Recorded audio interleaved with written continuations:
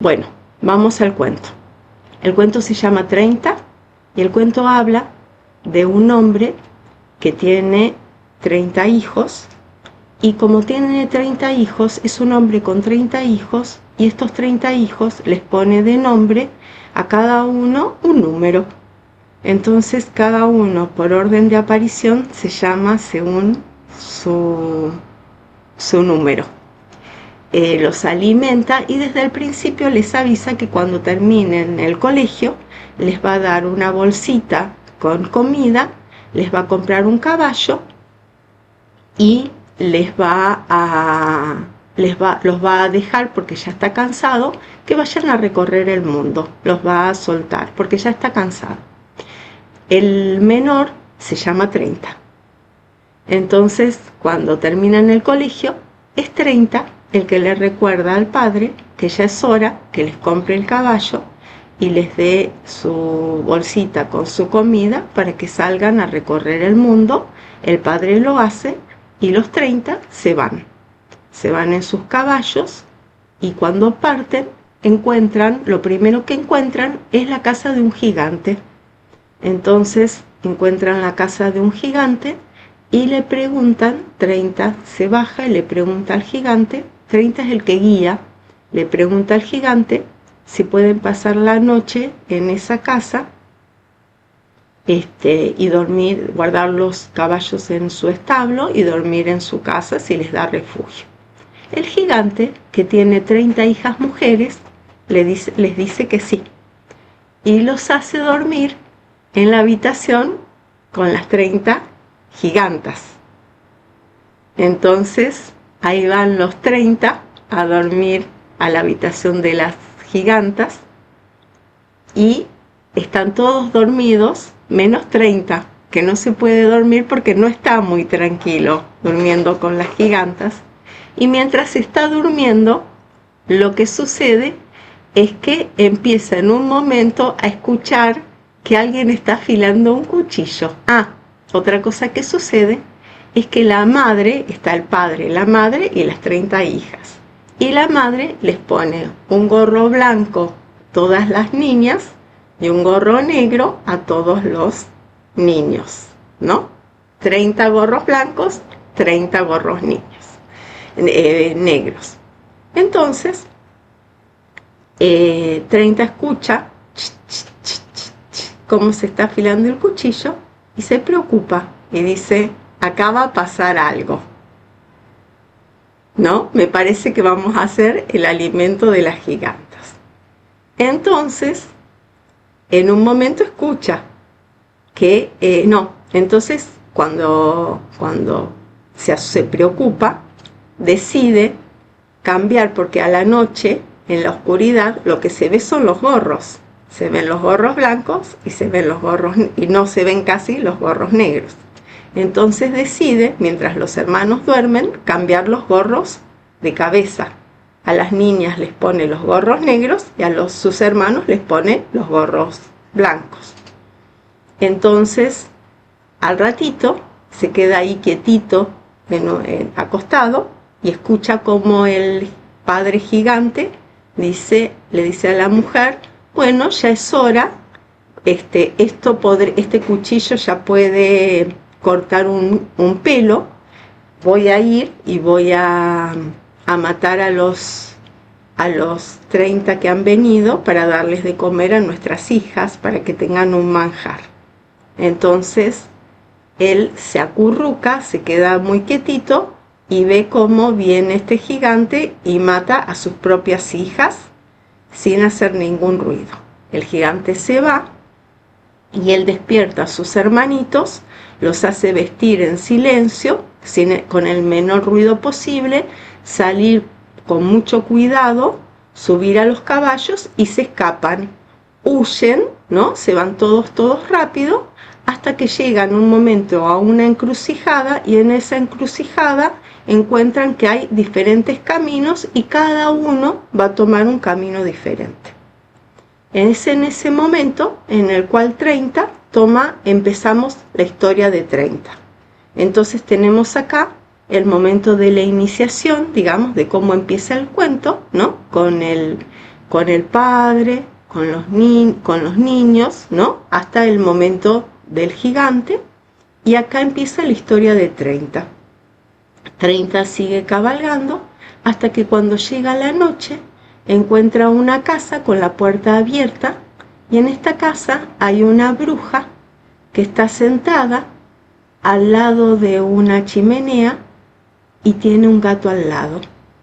Él le pregunta a la bruja si se puede quedar, y la bruja le dice que sí, que por supuesto que se puede quedar, y no solo que se puede quedar, sino que ella tiene una hija muy hermosa que se la puede dar en matrimonio, si él quiere, con tal de que él cumpla 3 deseos que ella tiene. Entonces 30 le dice, bueno, mostrame a tu hija primero. Si me gusta, si me parece que realmente es bella, voy a hacer lo posible por cumplir los deseos. Si no, no. Entonces la bruja le muestra a la hija y él ve que realmente es muy bella. Entonces le dice, bueno, está bien, decime los deseos y los cumplo. Entonces la bruja le empieza a dar las tareas que tiene que cumplir 30. La primera tarea que tiene que cumplir 30 es que tiene que ir a la casa de los gigantes a buscar la alfombra en la cual duermen los gigantes y se la tiene que traer a la bruja. Entonces le pide este deseo y 30 le dice, por supuesto que sí, eso es una pavada hacerlo y lo voy a hacer enseguida. Claro, no se escucha porque yo estoy lejos y no puse esto. Ahora. Sí se escucha, Ada. Ahora se va a escuchar mejor. ¿Ahí? ¿Se escucha mejor? Se Se escucha escuchaba bárbaro. bien. Sí. Ahora sí. Entonces, al ratito, llega a la casa, cuando es de noche, y ve que están la giganta y el gigante, que se están por ir a dormir y que duermen arriba de la alfombra. Entonces la giganta le dice al gigante, bueno, sacudamos la alfombra, así nos acostamos a dormir. Sacuden la alfombra y cuando van a apagar la luz para ir a dormirse, se escabulle rápidamente 30, toma la alfombra y se va corriendo, huye. En ese momento, los dos gigantes empiezan a pelear. Empieza la giganta a decirle al gigante que él se llevó, que él tiene parte de la alfombra. El gigante le dice a la giganta que ella tiene la alfombra y empiezan a pelear por la alfombra hasta que prenden una vela o la luz y se dan cuenta que no hay alfombra, que la alfombra ha desaparecido, ¿sí? Y mientras tanto ya se fue 30 con la alfombra y llegó y se la dio a la bruja, y la bruja le dijo, muy bien, ahora te voy a dar la segunda tarea. La segunda tarea tiene que ver con el corcel que tiene el caballo que tiene el gigante. Entonces la bruja le dice, lo que quiero ahora es que me traigas el caballo del gigante. Entonces la bruja, el 30 le dice, no hay nada más fácil que traer el caballo del gigante. Entonces agarra y se va a la casa del gigante, y cuando llega se queda escondido hasta que el gigante se va. Cuando el gigante se va, entra, le golpea la puerta a la giganta, y le dice, señora, ¿me podré quedar a dormir acá esta noche? Y la giganta le dice, sí, por supuesto. Y entonces él le dice, bueno, voy a dejar el caballo y me vengo acá y ya me quedo acá. Y entonces ella le dice, bueno, dale. Entonces él entra a la caballeriza, deja su caballo, agarra el caballo del gigante y se va corriendo volando como si fuera el viento con el caballo del gigante y vuelve con el caballo del gigante a la casa de la bruja. ¿Sí? Entonces ahí ya cumplió la segunda tarea. La bruja le dice nuevamente, muy bien, qué bien que cumpliste con esta segunda tarea. Ahora te toca la tercera. Y entonces le dice, vamos a decirle a mi hija que te dé 2 besos ahora.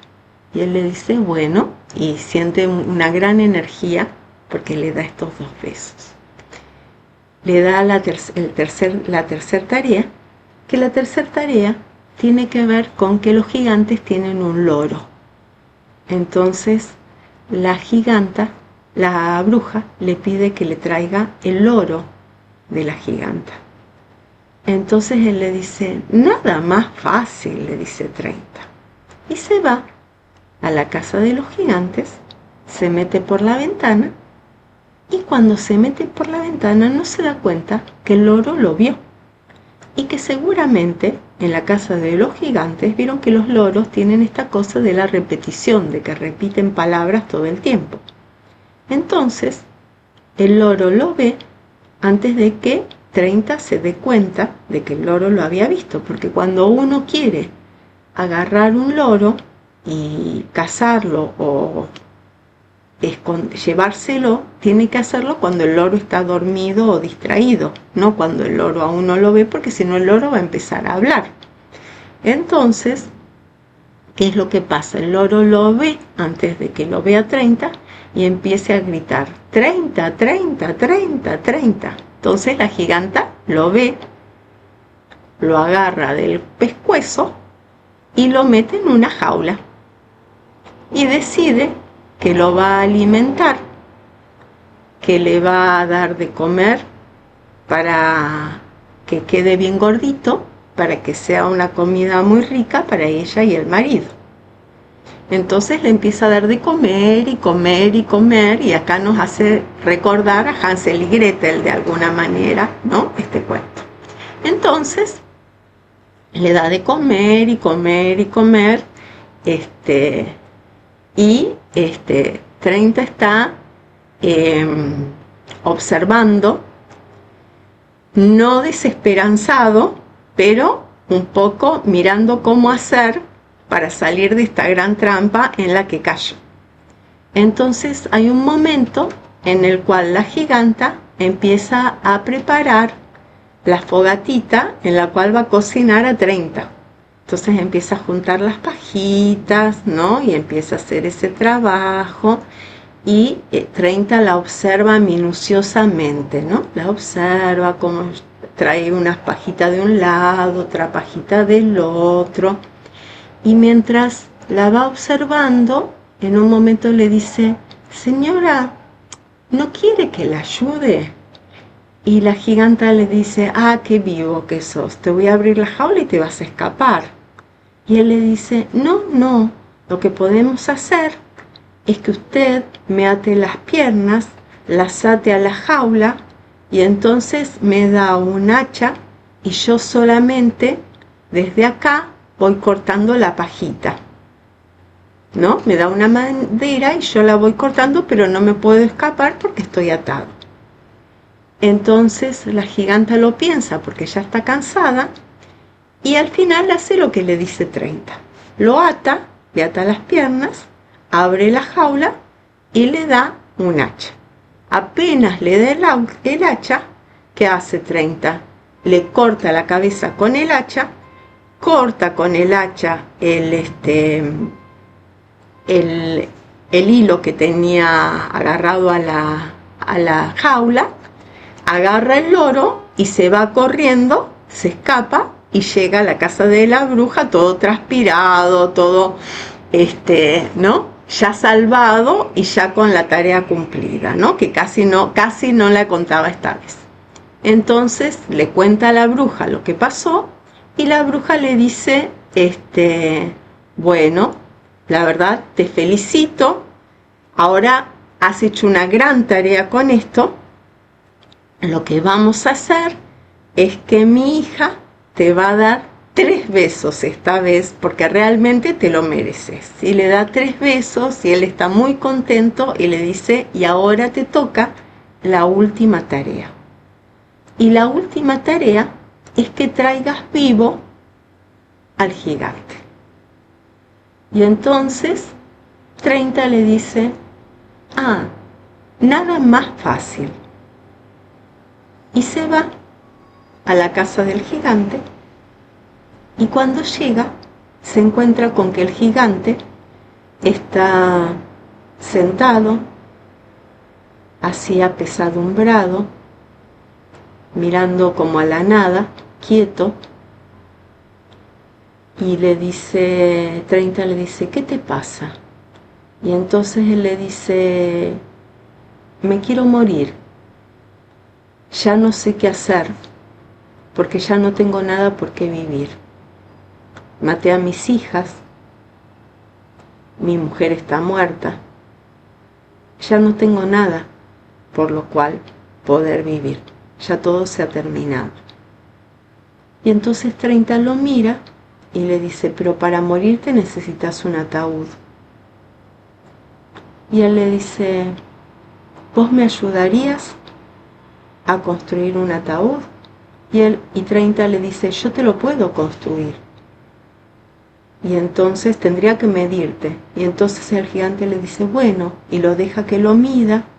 Y 30 va, busca la madera, construye el ataúd, ¿no? Cuando lo termina, le dice, bueno, ahora tenés que entrar para que podamos probar si te queda el ataúd. Y entonces lo hace acostar en el ataúd, clava el ataúd, lo sube al caballo y lo lleva vivo en el ataúd a la casa de la vieja, de la bruja. Entonces cuando llega con el ataúd, con el gigante vivo, a la casa de la bruja le dice, te felicito, cumpliste todos los deseos, ahora sí, mi hija, te podés casar con mi hija y pueden ser felices. Y se casan, y son muy felices, y siguen adelante, y dice el cuento que si siguen vivos, ya son muy felices porque ella tiene todos los besos que quiera para siempre y puede estar tranquilo con la hija de la bruja, que es una mujer hermosa y con la cual está bien. Y ahí se termina el cuento. Así que, bueno, lo primero, entonces, es preguntarles qué opinan ustedes.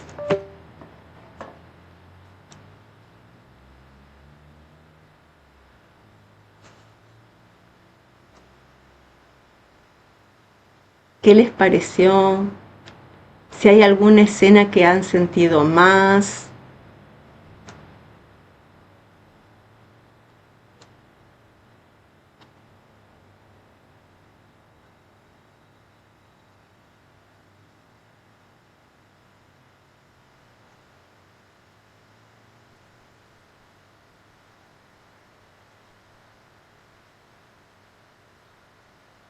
No sé, Ada, a mí lo que me queda es la astucia y también esto de seguir adelante a pesar del miedo,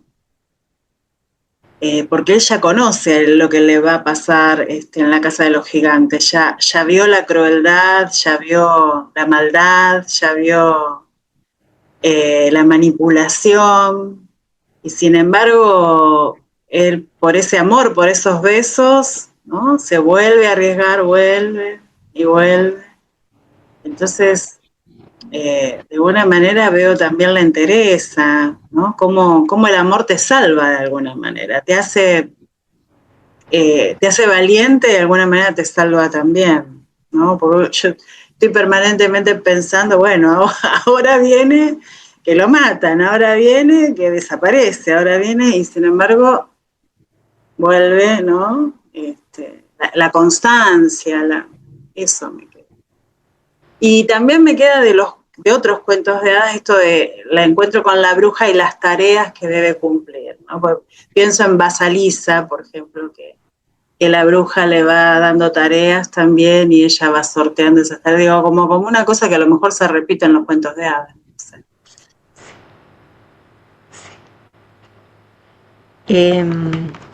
Dice, Ale dice esto de que ella querría la astucia, que tiene que ver con lo mismo que decís vos, Mirta, que ella querría la astucia de 30 para resolver y para no decaer.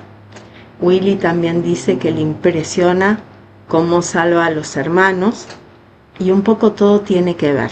Yo les voy a contar un poco lo que en parte lo que dice Verena Cast y en parte algunas cosas más, ¿no? De lo que plantean los jungianos, ¿no? Y la psicología simbólica y un poco la psicología en general, porque la psicología simbólica en la actualidad se ha ido integrando un poco más. No sé, Wadi, si vos querés decir algo, ¿no?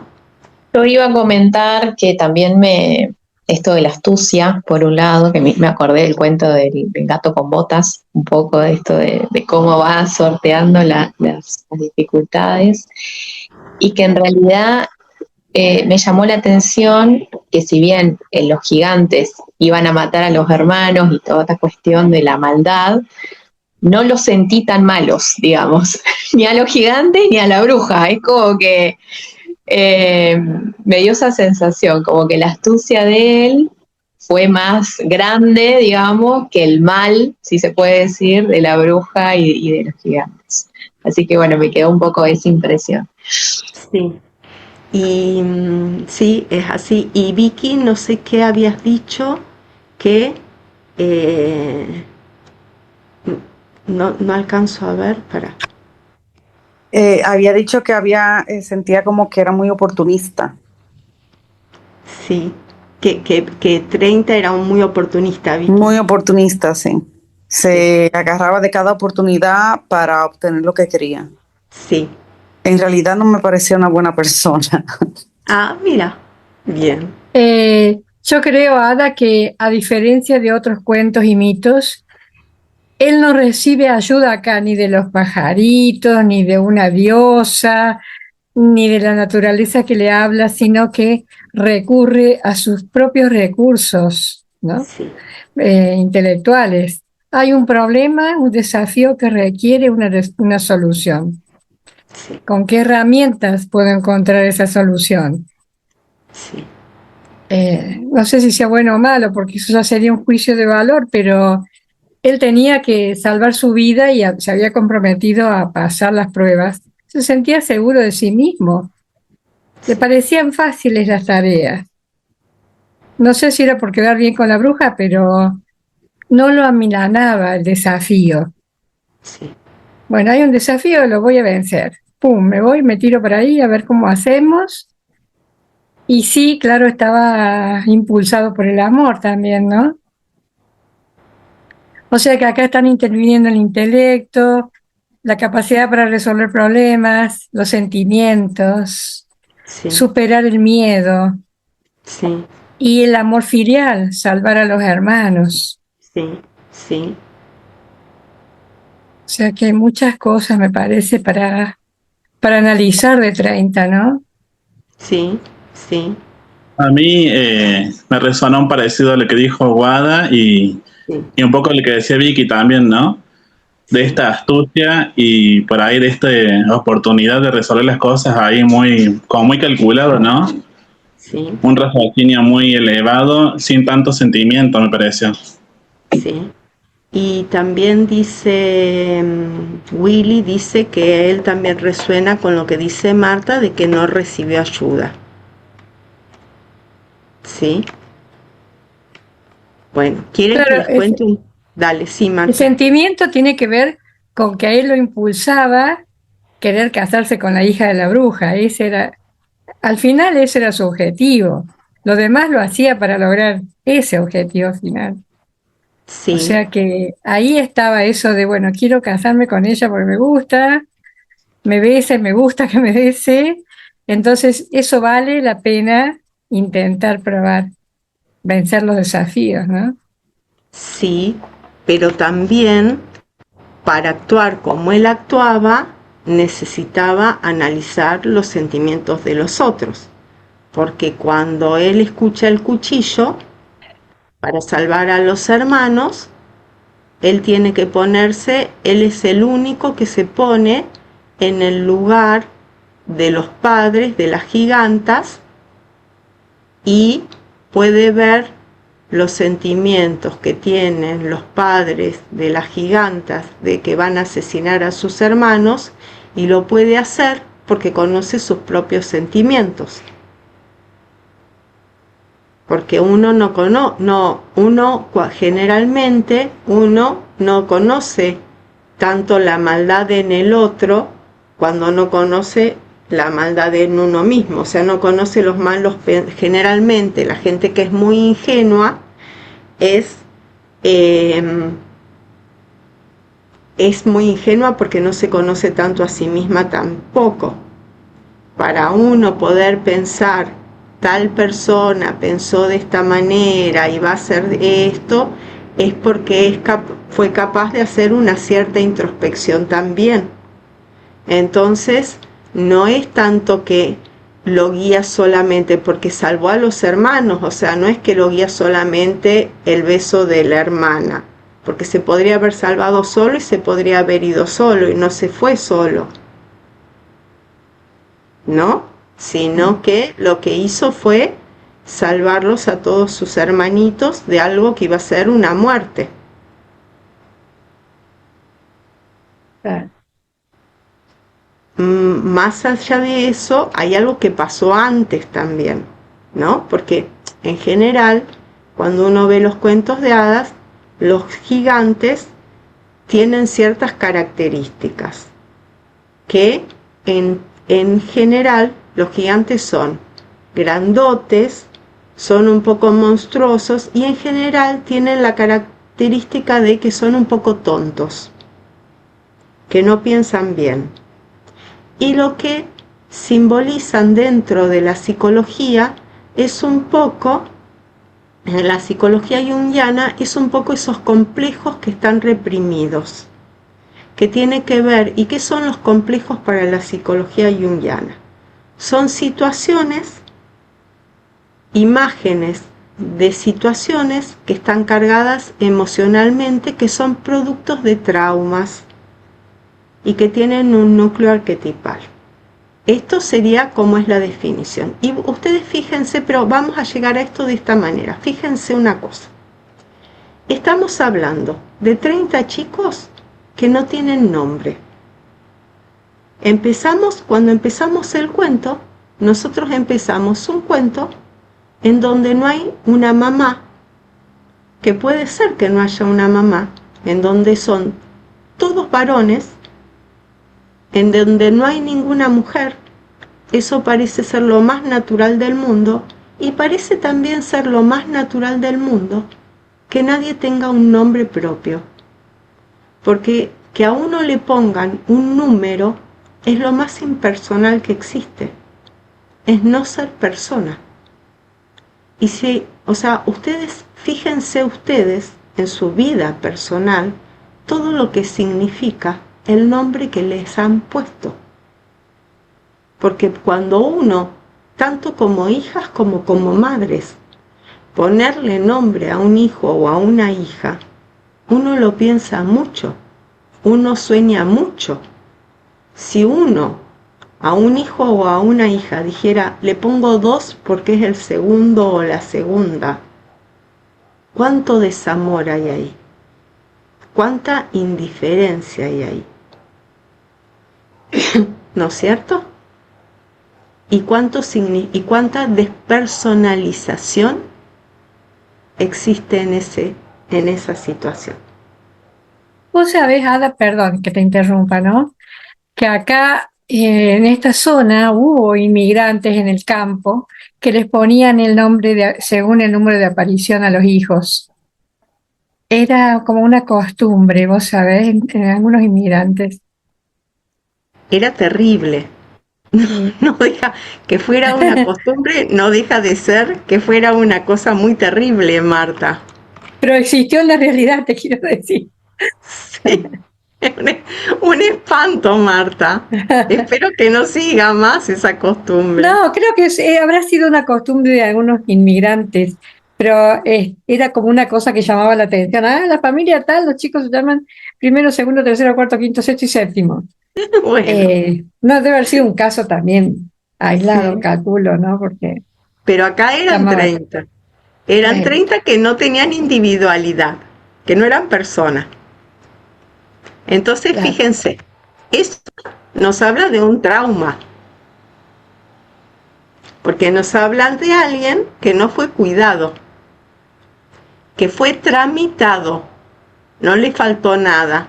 Y una cosa es que a uno lo tramiten y otra cosa es que lo cuiden. Tramitado, sí, porque no le faltó la comida, no le faltó el caballo para irse. Fíjense, ¿no? Que cuando el padre dice, bueno, cuando terminen el secundario, yo ya estoy cansado, ustedes se van a recorrer el mundo, nadie dice, me querría quedar, después van a tener una recompensa, en otros cuentos dicen, después van a tener una recompensa, el que viene. No hay nada que muestre una situación amorosa. No hay nada que muestre una situación de tristeza. No hay nada que muestre en esa primera escena algo que tenga que ver con el amor, ya sea una tristeza, ya sea una ternura. Todo es un trámite. Nacieron, fueron puestos números, se les dijo tal cosa, se cumplió eso y listo.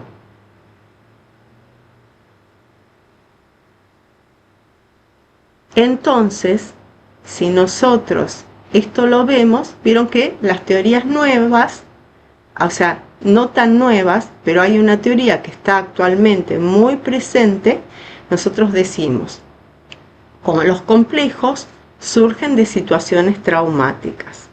Un trauma tiene que ver con la relación, porque somos, o sea, todas las teorías de la psicología lo que plantean es que el bebito, la bebita, cuando nace, lo que necesita es su relación con su mamá.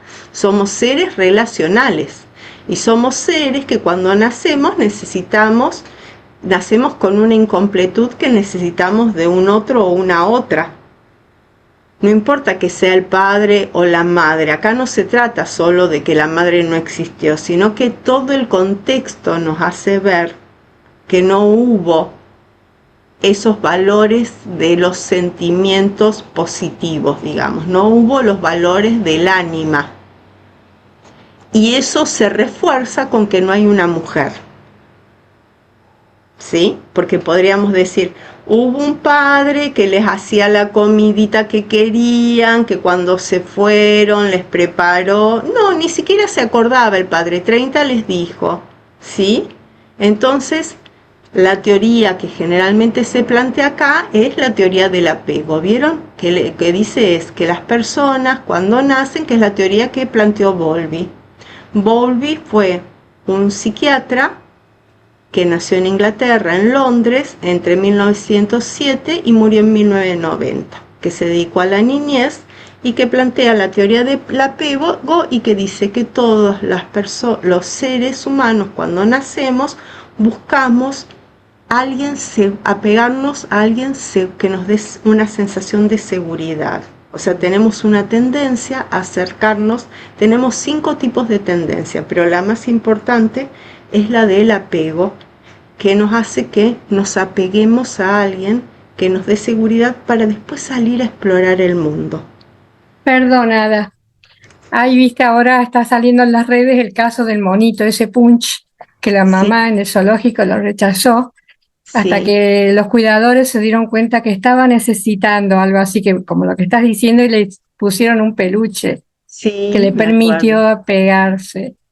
Eso, Aplicaron ahí la teoría de del Bowlby. apego. Sí, Sí. sí.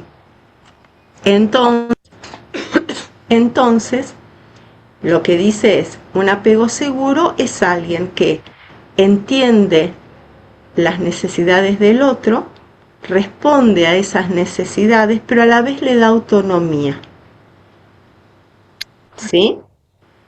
Una persona y Bowlby plantea 3 tipos de apego Y después hay una colaboradora que es Main de Bowlby que va a agregar un cuarto tipo de apego. Pero el primer apego, es el apego seguro, que es una base segura. O sea, con todos los defectos que podemos tener y que todos pueden tener, pero es que medianamente las necesidades son cubiertas y hay cierta autonomía a la vez, ¿no es cierto? Están más cubiertas que descubiertas y hay una seguridad de que hay alguien sólido que está ahí, que se puede apoyar, que cuando le duele algo, alguien va a estar para curarlo. Después está el apego evitativo, que es esas personas que no se pueden acercar, que no pueden mostrar afecto. Cuando los padres, por alguna razón, la persona que cuida, el cuidador, dicen ellos, no puede mostrar afecto, entonces el hijo, la hija, lo que muestra es una sobreadaptación y también no va a mostrar ningún tipo de afecto. Y entonces no va a tener empatía, no se va a poner en el lugar del otro. Y después el apego ansioso y ambivalente, que tiene que ver con esas personas que a veces están y a veces no están, y es como una manera un poco loca en la que están y en la que no están. Y entonces el apego del hijo o la hija va a ser también así muy demandante, que cuando está van a ser hiperdemandantes y que cuando no está se van a angustiar mucho porque no van a entender que después va a volver, porque nunca saben cuándo se va y nunca saben cuándo vuelve. Y después está el cuarto apego, que es el que nos trae Mind, que es como una mezcla de estos dos, en el sentido de nunca sabes cuándo es evitativo, nunca sabes cuándo es lo otro, y entonces la persona es como que nunca sabe, es muy confuso siempre, nunca tiene reglas, ¿no? Pero estos tipos de apego, lo que nos traen, acá lo que podríamos pensar, es que en general estos chicos han tenido un apego evitativo. ¿Por qué? O sea, no es que tuvieron cariño y después no tuvieron. Lo que no tuvieron trámite. Y en ese trámite hay alguien, entonces esto fue una situación traumática, porque cuando un yo está creciendo, necesita cariño, necesita ser cuidado, necesita alguien que le ponga un nombre, necesita alguien que le diga, te deseaba antes que naciste, te puse un nombre porque te soñé, fuiste deseado con amor o deseada con amor, te imagino de tal manera, imagino una historia para vos. Estos chicos están todos en el aire, entonces ninguno se puede poner en el lugar de nadie. Y en este de no ponerse ninguno en el lugar de nadie, lo primero que hacen, fíjense, es entrar. Cuando salen, uno lo podría pensar, como esto que dice Varena Cast. Se puede pensar desde el inconsciente colectivo o del inconsciente personal. Si lo pensamos del inconsciente personal, podemos pensar que cuando salen, los gigantes son ellos, que explotan y que ellos mismos son esos gigantes, porque enseguida cuando sienten una pequeña frustración no la pueden tramitar porque nadie les enseñó, porque en esto de te quiero, te deseaba, también se les enseña la tolerancia a la frustración a los hijos. Se les enseña que si te duele algo, no te digo, deja de llorar y no molestes. No, te doy una caricia, te digo, bueno, hijo, ya se te va a pasar, sentate un ratito tranquilo, ¿querés que te traiga un vaso de agua? Y te enseño, y desde afuera uno aprende cómo uno se va autocalmando. Y entonces después, cuando alguien, ¿vieron lo que hacen los chicos a veces? Que se golpean con la pata de la mesa y después le pegan a la mesa y le dicen mal a la mesa. ¿no? Y eso es algo como muy primitivo, pero que les da una calma. Y después ya no lo hacen, y después aprenden cómo ellos se acarician solos o hacen ciertas cosas para cuidarse. El autocuidado viene de que primero te cuidó alguien. Pero podríamos pensar, si pensamos que todo esto es adentro de una persona, estos gigantes es la ira, el enojo, la frustración, la violencia de ellos mismos acumulada. Y si lo pensamos desde lo social, desde el inconsciente colectivo, podemos pensar que estamos en una sociedad en la cual la compasión, el amor por el otro, el cuidado al otro no existe, y entonces frente a cualquier cosa que pasa que no nos gusta, lo que nos pasa a todos cuando salimos a la calle, que escuchamos que si nosotros nos equivocamos o si cualquiera se equivoca, lo único que escuchamos es gritar: ¡Ey! ¿Qué haces? ¿Por qué te corriste? ¿No? Que escuchamos todo el tiempo gritos, maltratos, cuando podríamos, si alguien se cae, ayudarlo a levantarse, ¿no? Y no, no sé, yo tenía una paciente que tenía epilepsia y una vez se cayó, y cuando se levantó de la epilepsia ya le habían robado todo, la cartera, o sea, nadie la... Y no es ninguna novedad, esas son las cosas que pasan. Nadie la ayudó a levantarse, a cuidar sus cosas. No, vinieron y le robaron todo. O sea, esas cosas son las que tienen que ver con los valores que faltan. Están los otros, están los valores de los gigantes, que es garrapiñar rápido y no pensar en un futuro, sino para comer ya. Y no discriminar mucho, porque fíjense, el gigante no tantea, porque es más grande una giganta que un chiquito, solo mira, fíjense, no hace una gran discriminación, solo mira los sombreros. Sombrero blanco, sombrero negro. Y acá con los sombreros también tiene que ver, porque los sombreros negros, el negro lo que representa es la culpa, la muerte, y lo blanco, la inocencia. Entonces, cuando 30 cambia los sombreros, lo que plantea también es que ellos no son culpables de lo que vivieron. Ellos han recibido un trauma, han tenido una vida traumática por ausencia, que en otros casos puede ser por un abuso, todo lo que vemos ahora en las noticias. Y entonces también lo que hace es que a veces las personas, cuando reciben en su infancia, cuando viven una situación traumática, Bowlby estudió todo esto del apego y todo lo demás, y los que estudian después, que ahora les voy a decir, lo empiezan a estudiar a partir de situaciones de chicos abusados, que lo primero que hacen es negarse a pensar. Por eso fíjense que todos hablaban de la astucia, del pensamiento, de los sentimientos. Porque los sentimientos que quedan son los sentimientos que pueden, porque hay otros que no los aprendieron porque nadie se los enseñó. Y eso ya es un trauma, porque hay que enseñar. Esos sentimientos los tenemos, los del autocuidado, porque alguien los enseñó.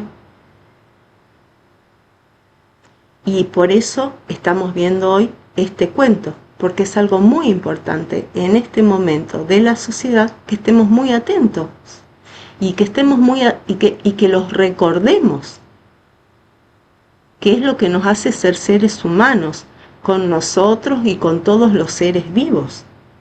El cuidado. Entonces fíjense,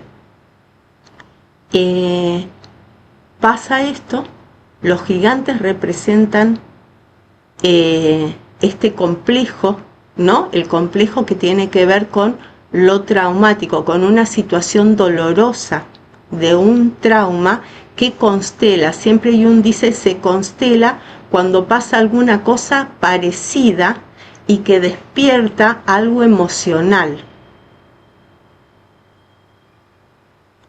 Pero algo emocional que no se puede manejar.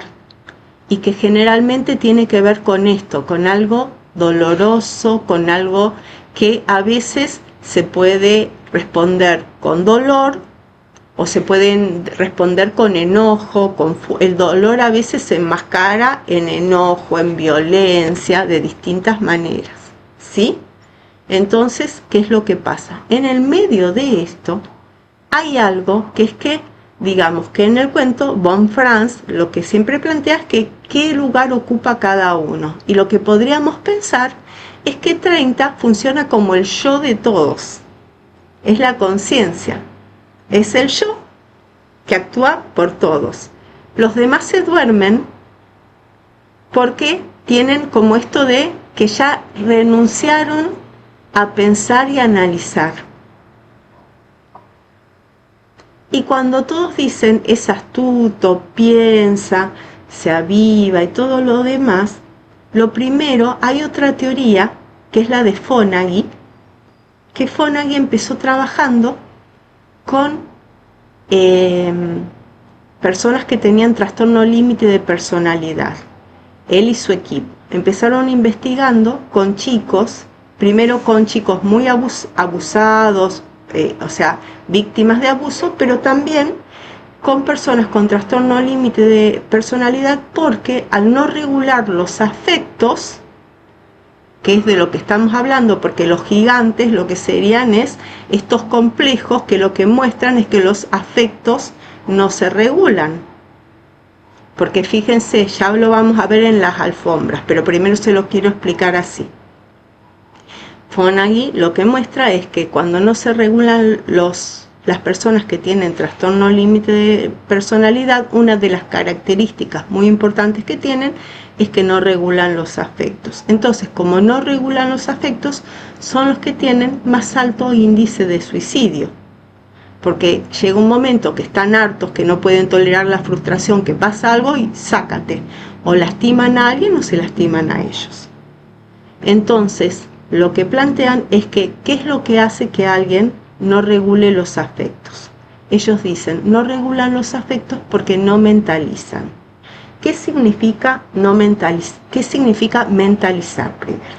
Mentalizar significa que nosotros entendemos que lo que pensamos, deseamos, queremos y hacemos es producto de estados mentales intencionales. Entonces, para que lo entiendan bien, se los voy a dar con un ejemplo. Ellos hacen investigaciones, ¿no? Entonces,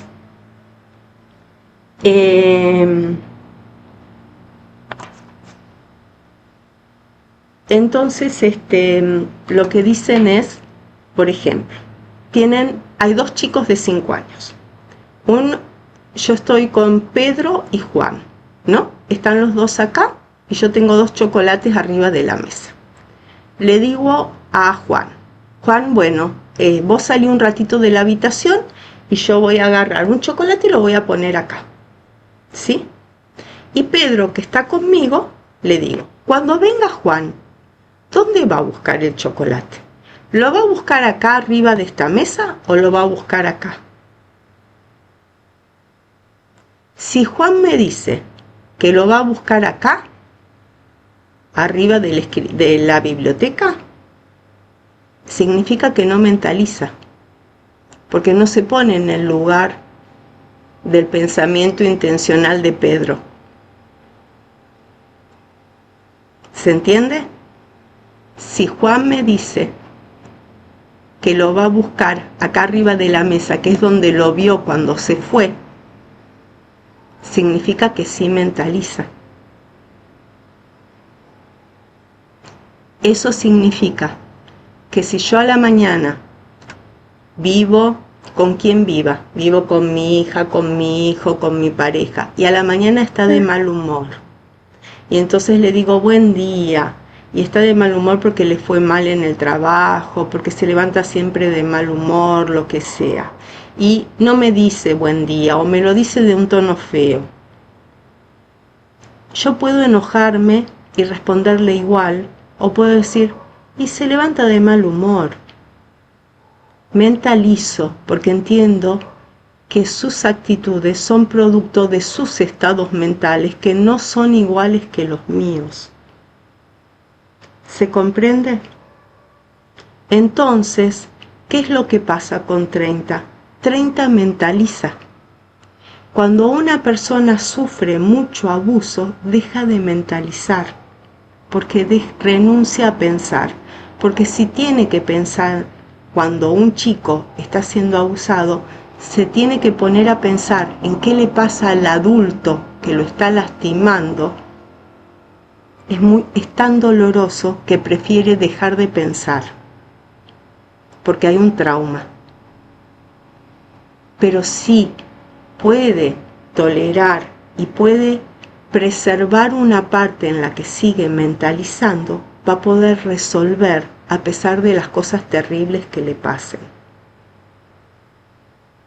Y eso es lo que pasa con 30, que cada vez puede ir mentalizando, puede ir pensando cómo actuará el otro para ver cómo va a resolver.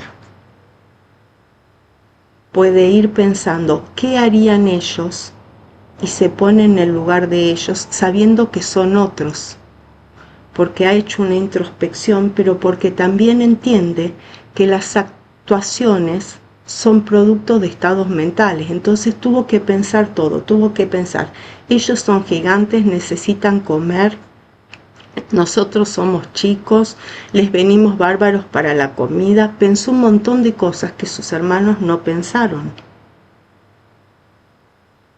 Y sus hermanos, ¿por qué no las pensaron y se fueron? Porque cuando yo les dije, se fueron y se quedaron a dormir en la casa de los gigantes y les hicieron dormir en la habitación con las chicas, todos pusieron una cara horrible, porque todos pensaron algo horrible. Y los chicos fueron como si nada, a la cueva del lobo.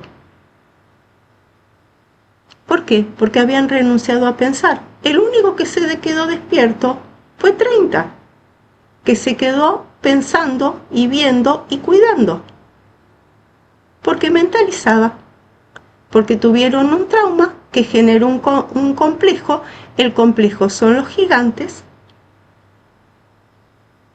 y entonces después de esto se separan. Sigue la historia de 30. Él se tiene que encontrar con lo femenino. Y lo primero que se va a encontrar tiene la promesa de lo femenino positivo, pero primero se va a encontrar con lo más negativo, que es la bruja, que le va a hacer el trabajo necesario hasta que él pueda unirse a lo bueno. Entonces le va a dar las tareas. Y él está decidido a cumplirlas. La primera, que es la alfombra, fíjense, es el lugar donde pelean.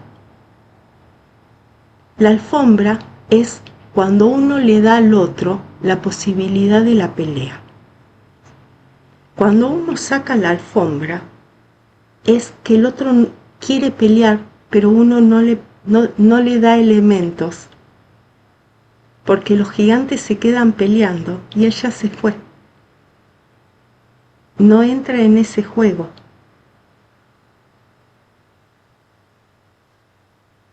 Porque ya quiere resolver de otra manera. El corcel, el caballo, tiene que ver con que la energía que usaba en ese complejo la va a empezar a utilizar para otras cosas. Porque es la energía de su propio complejo que la bruja le dice que use. Que se suba al complejo y que lo use de otra manera. El loro tiene que ver con la queja, con cuando uno se queda atrapado en la queja, de me pasó esto, me pasó esto, me pasó esto, me pasó esto. Y ahí le cuesta más. Tiene que ver con cuando uno se da cuenta de lo que vivió, pero no se da cuenta que se quedó atrapado en ese lugar. y no se escucha que siempre se está quejando, siempre repitiendo.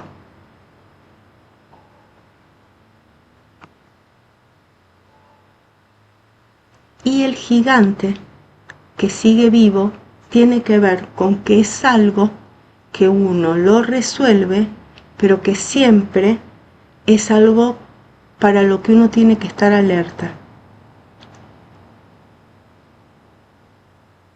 Está en Ulises, en la Odisea. Ulises también tiene que luchar contra un gigante que es Polifemo. Y Ulises lo que hace es atravesarle el ojo, no lo mata.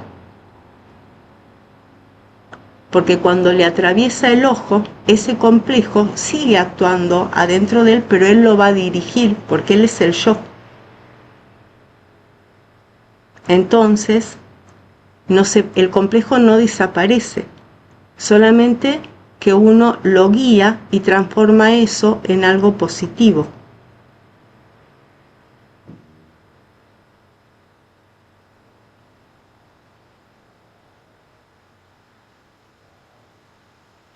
No sé si les parece si hablé mucho, qué piensan.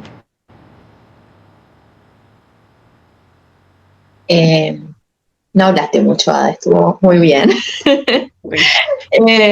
Estaba pensando en esto de lo femenino, de la bruja y la hija, pero que antes también aparecen las hijas de los gigantes y la giganta madre, digamos, ¿no?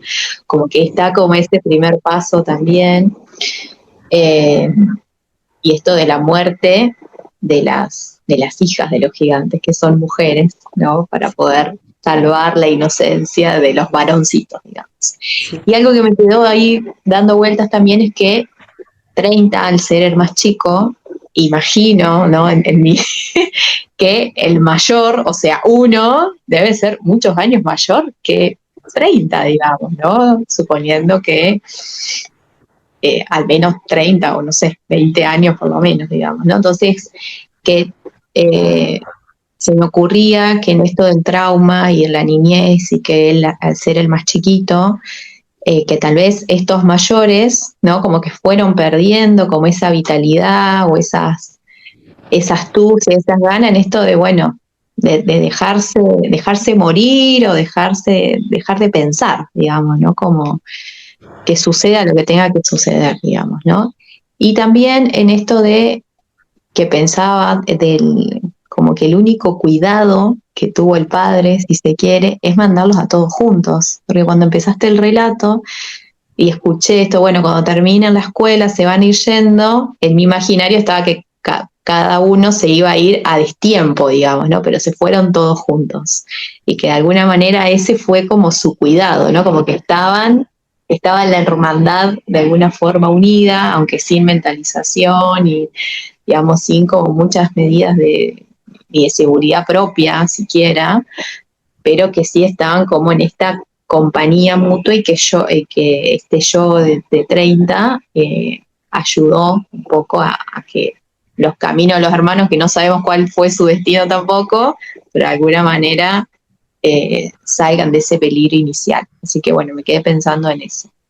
Sí, lo que Von Franz siempre dice es que él siempre es el más chico en los cuentos, el que le corresponde hacer la tarea y que es porque es la función inferior. Y que al ser la función inferior es la más inconsciente, porque siempre para Jung es en el inconsciente donde está el tesoro. Y que entonces 30, al ser el más chico, es el más como del que menos se espera, pero a la vez es el que más tiene el tesoro. Y lo que se puede pensar, yo había pensado en relación a las mujeres, pero es lo que pensé yo a estas mujeres, es que eran muy rudimentarias. Sí. Que por eso por eso desaparecen enseguida, porque eran gigantes, ni siquiera solo podían absorber, no podían dar. sí, sí, No había es una cierto. relación. Y el que asume la tarea, digamos, de matarlas, de matarlos, es el padre, digamos, Es ¿no? el Es la padre. figura, es el padre. Es como que la madre ahí no tiene ninguna injerencia, digamos. Lo femenino No. ahí es como un pasar. Un pasar y hasta se lo va a comer a 30 la madre. Sí, sí, sí, sí, sí. Sí, sí.